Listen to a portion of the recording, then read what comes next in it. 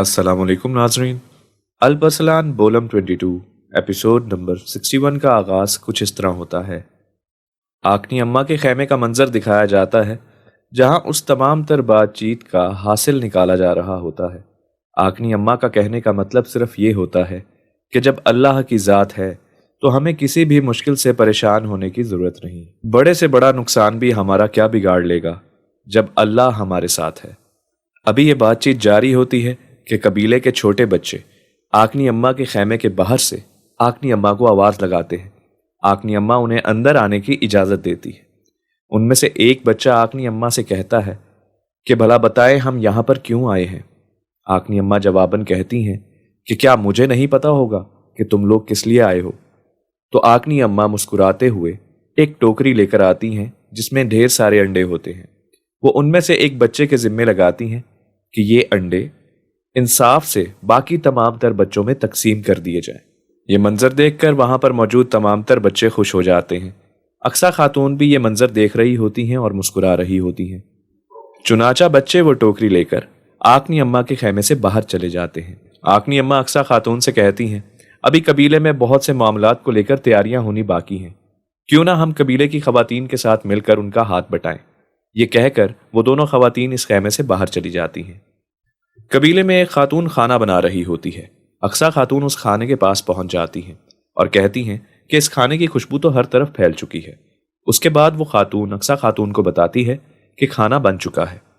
दूर से ये मंजर चागरी साहब और उनकी बेगम सलचान खातून देख रही होती हैं। चागरी साहब सलचान खातून से कहते हैं, तुम्हारी होने वाली बहू इतना काम काज क्यों करती है, आखिर वो खाना क्यों बना रही है। सलचान खातून अक्सा खातून की तारीफ करते हुए बताती हैं कि वो ऐसी ही है, उसका एक काम खत्म होता है तो वो दूसरे काम की जानिब बढ़ने लगती है। चागरी साहब कहते हैं, ये तो बहुत अच्छी आदत है, इसका मतलब ये हमारे बेटे यानी कि अल्परसलान साहब के साथ बहुत जचेगी, क्योंकि हमारा बेटा भी बहुत मेहनती है। हसन ताबे भी वहां पर मौजूद होते हैं और ये बातें सुनकर मुस्कुरा रहे होते हैं। सलचान खातून चागरी साहब से कहती हैं कि अब जल्द अज जल्द अक्सा खातून का हाथ मांग लिया जाए तो बेहतर है। चागरी साहब कहते हैं कि तुम ठीक कह रही हो, लेकिन अल्परसलान इस वक्त बहुत अहम काम में मसरूफ है। वो जैसे ही वहां से फारिग होकर हमें कोई खुशखबरी सुनाएगा तो उसके बाद पहला अमल यही किया जाएगा कि अक्सा खातून और अल्परसलान साहब की शादी करवा दी जाएगी। और ये भी तो देखो कि मेरा बेटा क्या काम करने जा रहा है। वो आली सल्जूक के लिए अनातोलिया के दरवाजे खोलने के लिए जा रहा है। हसन ताबे भी ये बात सुनकर खुश हो जाते हैं और कहते हैं, जैसे कि आप लोगों को पता है कि अल्परसलान बचपन से ही मेरे साथ है और जितनी मर्तबा भी उसकी मेरी मुलाकात रही है वो एक ही सवाल बार बार करता रहता था, खुद से भी और मुझसे भी, कि मेरे वालिद चागरी साहब ने अनातोलिया के जंग में क्या फतूहात हासिल की थी।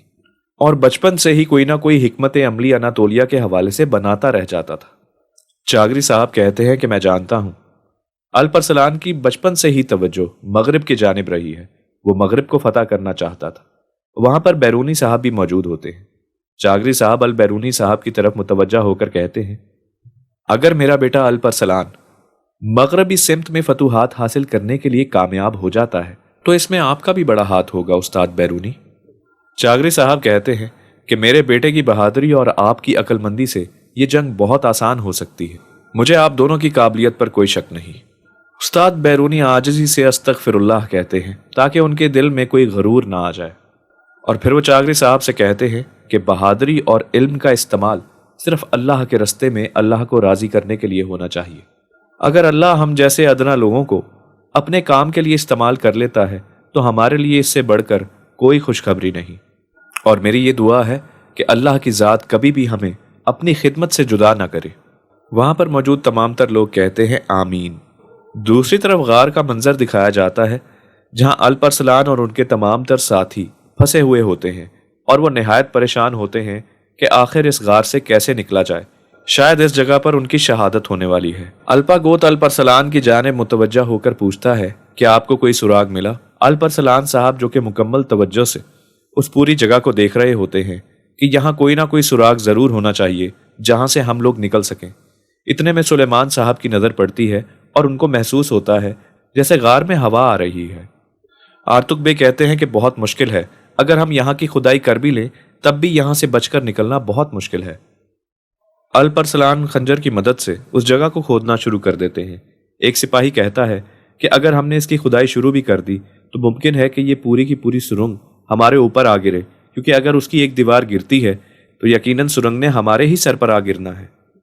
الپرسلان صاحب بہادری سے جواب دیتے ہوئے کہتے ہیں کہ موت کا انتظار کرنے سے بہتر ہے کہ کوشش کی جائے، اور مجھے یقین ہے کہ ہمیں کچھ نہ کچھ ضرور حاصل ہو جائے گا جس کی وجہ سے ہم بچنے میں کامیاب ہو جائیں گے، اور ویسے بھی بیٹھ کر موت کا انتظار کرنے سے بہتر ہے کہ کچھ کام کر لیا جائے۔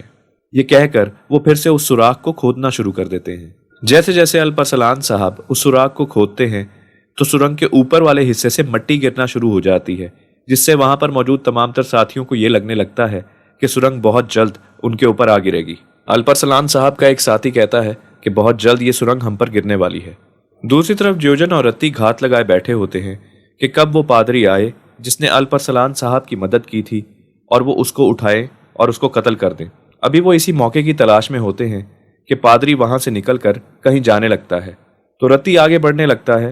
دیوجن اس کو روکتے ہوئے کہتا ہے کہ تمہیں بہت اچھے سے اس بات کو یاد رکھنا چاہیے کہ تمہارے سپاہی وہاں پر نہیں جائیں گے اور نہ ہی اس پادری کو اٹھائیں گے۔ یہ بات طے ہوئی تھی کہ تم اور میں، ہم دونوں صرف جا کر پادری کو اٹھائیں گے اور اس کے ساتھ جو بھی کرنا ہے وہ کریں گے۔ لہٰذا رتی کو دیوجن کی بات سمجھ آ جاتی ہے، پھر وہ دونوں وہاں سے پادری کا تعاقب کرنے کے لیے نکل پڑتے ہیں۔ دوسری طرف غار کا منظر دکھایا جاتا ہے جہاں الپرسلان ایک بہت بڑا گڈھا کرنے میں کامیاب ہو جاتے ہیں، لیکن وہ اتنا بڑا نہیں ہوتا کہ وہاں سے تمام تر لوگ جا سکے۔ تو الپرسلان صاحب کہتے ہیں کہ مجھے مزید کھدائی کرنی ہوگی، جس کی وجہ سے اس گڈھے میں داخل ہو کر مجھے آگے بڑھنا ہوگا۔ وہاں پر موجود ان کے تمام تر سپاہی کہتے ہیں کہ آپ ایسا ہرگز مت کریں، ہمیں یہ کام کرنے دیں، آپ کی جان ایسے بہت خطرے میں آ جائے گی۔ کیونکہ ناظرین، اس سوراخ میں جانے کے بعد اس کا کھڈا کرتے وقت اوپر سے چھت کے گرنے کا خدشہ اپنی جگہ موجود ہوتا ہے۔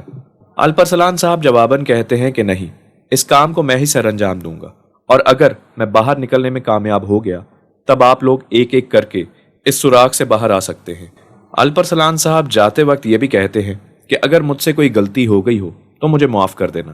ناظرین، یہ بات کرنے کی وجہ یہ ہوتی ہے کہ خدا نہ خواستہ اگر اس سوراخ کے اندر مزید کھڈا کرتے وقت الپرسلان صاحب کی جان چلی جائے تو تمام تر لوگوں سے انہوں نے پہلے سے معافی مانگ۔ وہاں پر موجود تمام تر سپاہی الپرسلان صاحب کو جواباً کہتے ہیں کہ ہم نے آپ کو معاف کیا۔